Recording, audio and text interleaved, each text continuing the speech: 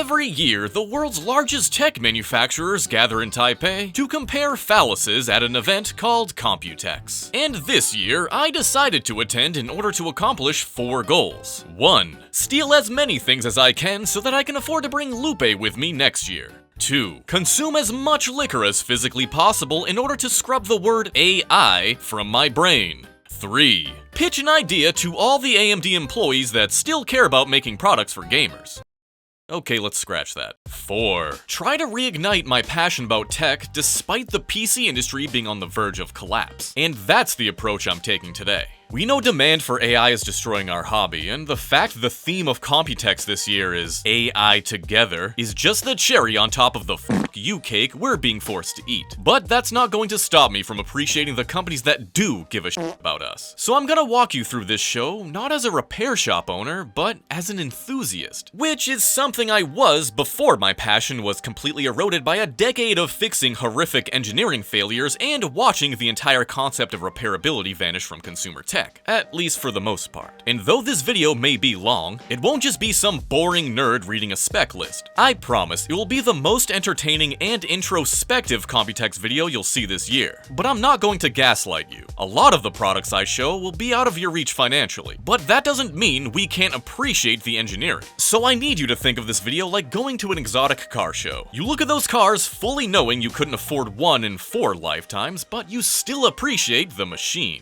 With that said, let's kick things off on a positive note with something that everyone can afford. A gold-plated 5090. I'm just kidding, let's look at Phanteks. Now I did a short video showing off their EX5 Plus case I did a build-in before leaving for Computex, so I was pumped to see the entire lineup. Phanteks is one of the few companies right now that are taking actual risks and building something completely different, all without requiring a second mortgage. The entire EX series, for example, is like a brutalist masterpiece that belongs in an art museum. The core design across all these cases is a compartmentalized layout that isolates your CPU cooler, GPU, and power supply into dedicated chambers so they get a direct stream of fresh air. There's 5 different models split between 2 lineups, and they all include a 120mm fan to cool the VRMs on the Mobo. The core EX5 lineup all have a black finish and a 3.5 slot GPU support. The EX5 is $109.99 and is the bare bones canvas. The EX5 Plus, which is what I built in, is $159.99 and has the exact same chassis, but includes a custom pre-built 360mm AIO cooler with fans to give you a clean, no tubes aesthetic. In my opinion, this is the best deal if you're looking to budget. The highest end EX5 is the Max, which is $229.99. It takes the Plus model with the integrated AIO and adds a 6-inch high-res LCD screen for system stats and custom visuals. The second lineup consists of the premium EX6 models. These are stone gray CNC cut aluminum and have a 4.3 slot GPU support. The EX6 is $159.99 and is basically a blank canvas where you supply your own AIO. It has a glass cutout that lets you run your cooler tubes externally, and the GPU cage is solid aluminum instead of glass. The EX6 Max is the flagship. At $329.99, it's made to flex on the hose with the custom pre-built X30 AIO, an included Nextlink hub, and replaces the glass side panel with a massive 10-inch display that you can use as a high-res monitor to watch porn. They also had the prototype EX case, which I tried to steal the RAM from, but it looks like someone beat me to it and bent a pin in the process. Those weren't the only cases though. They had some traditional fish tanks for those who like to play it safe, which were the XT-M5, XT-V5, and XT-V5 LCD. The LCD was my favorite, as it was a great distraction while I attempted to plunder, and was caught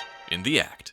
But that didn't stop me from trying to procure a new table. The poor choice in headsets did. But seriously, these are the coolest cases I've seen in years, and even though they look difficult to build in, there's only a few screws needed to access everything. However, I do wish they made a color scheme that looks like an old brutalist building rusting away, because come on, how sick would this look? Maybe I'll figure out a way to do it myself, since I convinced them to give me another one to do a long-form video on. Regardless, this was a refreshing start to my trip. But if you weren't satisfied by these dystopian cases, perhaps you'll enjoy the Fish Tank Room, brought to you by NZXT. I know I make fun of rainbow diarrhea fish tank PCs all the time, and I don't know if it's Stockholm Syndrome, but I'm starting to think I just never saw them executed properly. Because being in this booth made me feel clean. And it's difficult to describe this feeling to someone like yourself who has yet to experience it, so I'll just show you, starting with the H6 and H6 RGB Plus, which are NZXT's new cases. Luckily for me, these are built to be idiot-proof, but that doesn't mean I can't be an idiot around it. These are compact, dual-chamber cases that are wrapped in a single seamless curve of tempered glass, which means there's no ugly metal pillar blocking the view of your antique hardware. And because it's curved, it blows air directly at your 20-year-old GPU that's struggling to play this video. NZXT has always been the aesthetic goats, and it's awesome seeing they didn't sacrifice function to give us another visual banger. The dual-chamber layout shoves your power supply and your shameful cable management into the back, completely out of sight. It's a dream for beginner builders because it has toolless side panels, super wide cable routing channels, built-in Velcro straps, an adjustable GPU anti-sag bracket, and of course, a dust filter on the bottom to make sure your innards stay gooch-free. It's even ready for back-connect motherboards like Project Zero, so you can hide your cables entirely. So again, it's built with both form and function in mind, and it's something I can appreciate. In terms of price, the H6 is $99, which is, as of right now, the best deal in its category. But if you spend an extra $100, you can grab the H6 RGB Plus, which is also a sick deal, especially for beginners that don't want to install their own fans. It comes with a 120 RGB rear exhaust fan, a control hub light, and 2 sets of 360 single frame RGB intake fans, one on the bottom and one on the side. And these fans are pretty sick. Normally when you use a fan as an intake to suck cold air in, you have to look at the ugly plastic structural crossbar thing on the back of the fan. But these rainbow blasters put the clean, fully illuminated side front and center. And since the F360 is a single frame design, you don't have to daisy chain a billion wires, which is my main beef with RGB fans. It integrates 3 fans into one housing that installs with just 4 screws and 1 connection. So not only will your temps thank you, but your sausage fingers will too. But if you really want to go full unicorn, grab the new Ultra RGB fans. They feature multi-zone addressable lighting across the hub, the outer tracks, and the inner bars. This means up to 96 individually addressable LEDs on the F360U and F420U single frame models. You get crazy smooth diffusion, and it runs whisper quiet at under 37 decibels even at full speeds. If this is the future of RGB aesthetic builds, I can't even be mad, because NZXT is proving you can have both form and function so your first build doesn't look or perform like absolute garbage. So if you've been wanting to build in an NZXT case, these are the ones to grab. My only question is, should I do a waifu Lupe build using all this? Let me know in the comments. But on to the next. There seemed to be a theme at Computex that can only be described in one word: screens. GPU screens, case screens, fan screens, and AIO screens. But there was one screen that literally made me stop in my tracks and start recording. The Hollow. Made by a company called TRYX that was founded in 2023 and focuses on cases and AIOs. And this is the world's first holographic liquid cooler. TRYX uses TRYX to project a floating 3D hologram right over your CPU. There's a screen here and a piece of glass here that creates this magical marvel, and you can even pivot it to change angles. It runs on their Canali smart platform, at least that's how I think you say it, letting you cycle through a Giphy library or set up real-time music sync. Obviously, I would put this GIF on mine.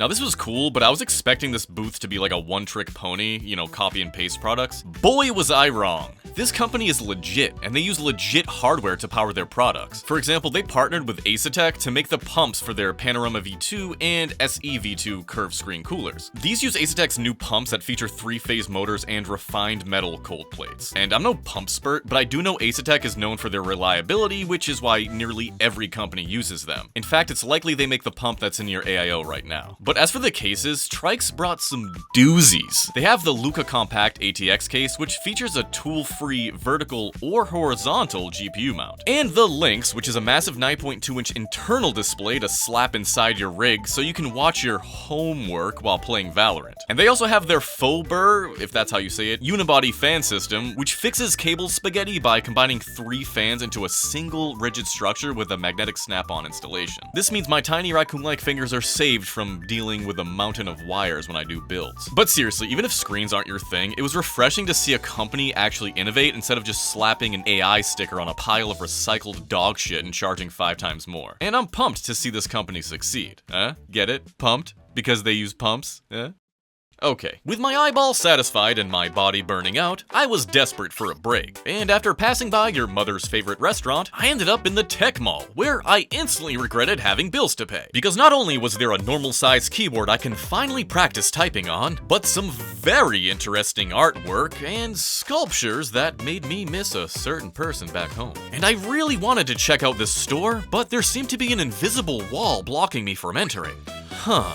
Oh well, let's party. My pals at iBUYPOWER treated me to a delicious meal and many shots of sake. And apparently I signed a contract for something which I can't recall.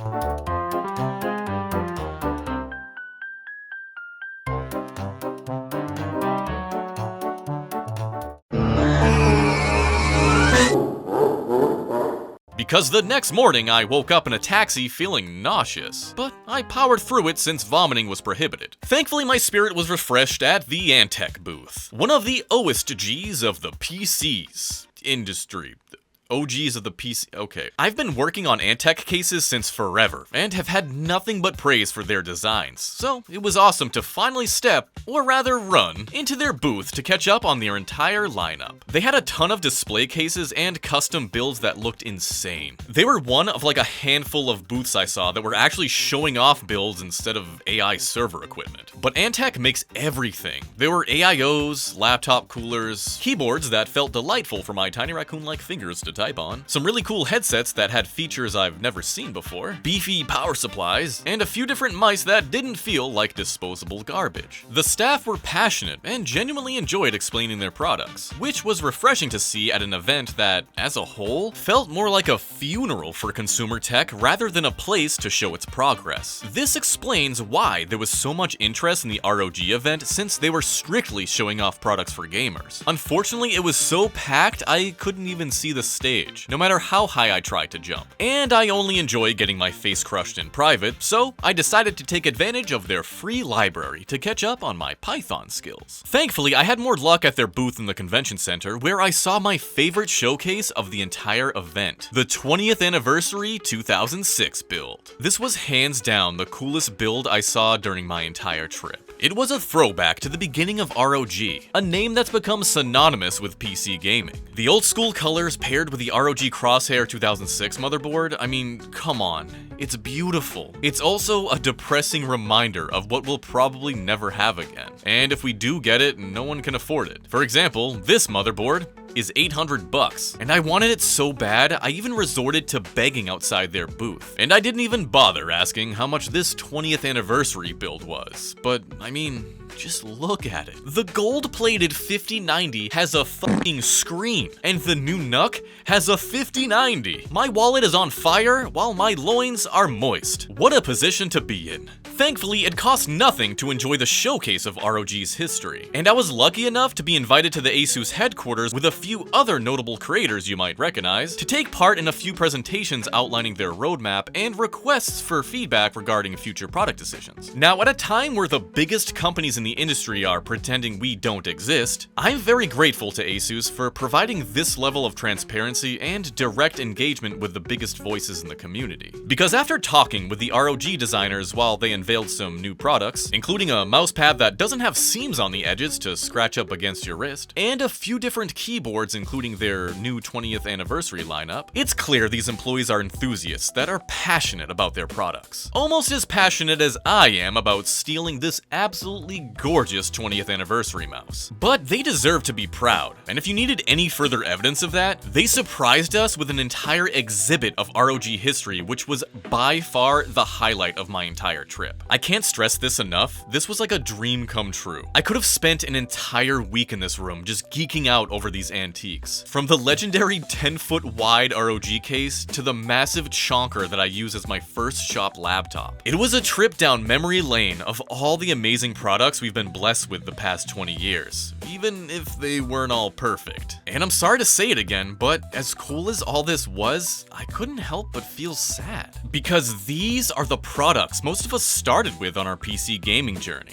We're looking at the devices that gave us our best gaming memories, and if the industry continues on its current path, future generations won't have this. They'll be stuck streaming games from Nvidia's teat using a MacBook Neo connected to Starlink. They won't experience how rewarding it felt to get 5 more FPS by changing a setting in BIOS. There will just be no more enthusiasm about PCs, and that sucks. Because that type of enthusiasm is what motivates designers like Andrian Teen to turn ideas into reality, like he did with a Kojima laptop. This section was dedicated to the journey of how ROG turned Yoji Shinkawa's ideas and concepts into an actual product. And hearing just how involved this project was gave me a new respect for a device I already hold at the top of my list for passion projects. I'm also like 2 years late, but apparently he designed the acronym Z13 as well, which I didn't even know existed, but now I'm willing to do various acts to obtain it. Because my footage doesn't do justice to just how cool this event was. But almost as cool was the Cooler Master HQ visit, where I got to chat with these cool cats for a bit before blessing my eyeballs with literal works of art. Puns aside, Cooler Master consistently has the coolest looking tech in the industry. Like this PC that's an actual coffee maker called the Coffee Master, but as a car guy disguised as the greatest technician that's ever lived. I was really looking forward to seeing this build by Liquid House ever since it graced my Instagram feed a few months ago. This thing is insane. It has aluminum fan blades and it actually uses the manifold for exhaust. And I've been trying to get this cooler for my Akira build since seeing it at CES, but I still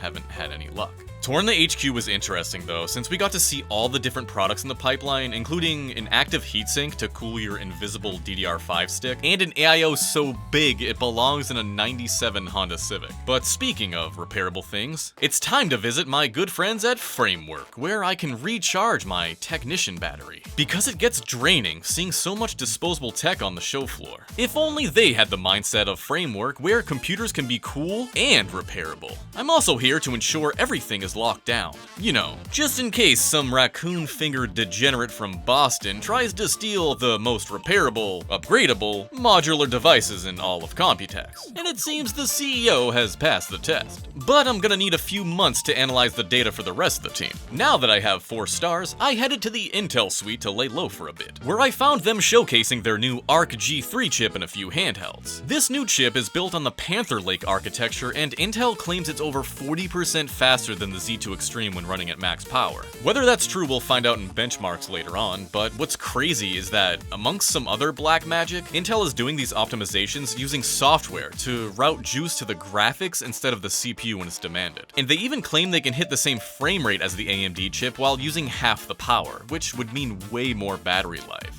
I was able to compare all 3 of these and definitely saw the difference in performance, so there's no doubt Intel brought some heat here. But you already know what I'm about to say. The price for these is gonna be insane, since these use LPDDR5X, which really sucks, because this type of competition is what we need in the industry right now. And after speaking to the Intel GOAT known as TAP, I can tell this team is passionate about this chip. And as I got comfortable playing with the 1X Player 3 for 2 hours, I can understand why. Unfortunately, Intel couldn't understand that I was just trying to test the wireless range on the USB-C chargers when I attempted to walk past them unnoticed with 2 test subjects in my pockets. Shame. Anyways, I'm curious how the market will react to this device, and I'm looking forward to some comparisons with their AMD counterpart. Speak of the devil, we're at the AMD suite, and it's nothing but AI. Oh wait, there's a literal closet where they shoved 2 really cool reps in to showcase the very few new-ish products actually aimed at gaming. And I'm gonna cut the voice here for a second because this couldn't be more of a perfect metaphor for how they're treating gaming. They dedicated the top floor of a presidential suite to just show off agentic AI demos of how to replace employees. And when I say it's a literal closet, it was a literal fucking closet. Anyways, the 5800 X3D is seeing a re-release at 350, and my knee-jerk reaction to this is frustration. Because how fucked is the industry where AMD felt the need to re-release a CPU that was made 4 years ago? Well, the answer is the industry is really fucked. But if we stop and look at the facts here, there are a ton of people like myself still stuck on the AM4 platform due to DDR5 prices. And the current 5800 X3D is selling for around $450 used on eBay. Now, it's not the fastest chip in the world, but I'm still able to play AAA games without issue. So releasing a new version of it to give us peasants the ability to max out our systems isn't really a bad thing. But do they really need to charge $350 for it? Like, what's your actual profit margin here? Anyways, they also extended AM5 support to 2029, which was actual good good news. And they released the 7700 X3D for $329, which is a good entry point for 3D V-Cache gaming on AM5. The global release of the RX 9070 GRE isn't even worth talking about, so I'm just gonna pretend it doesn't exist. Just like I'm gonna pretend I didn't ingest oversized pharmaceuticals out of despair before talking to the gaming division at the AMD roundtable, then getting caught stealing a stick of DDR5 out of HP's keyboard computer thing. A stick that probably doesn't work anymore. Let's get out of here and go to Dell, where they're showing off their MacBook Neo competitor, the XPS 13. I have so much to say about this laptop that it's worth an entire video, which is why I'm trying to get Dell to send me one for review. But I'm gonna sum it up by stating the facts. Build quality is fantastic, and the CNC'd aluminum chassis feels great. It's super light, the display is stunning, the 4 speakers sound great, and the battery life seems promising, with a nice keyboard to top it off.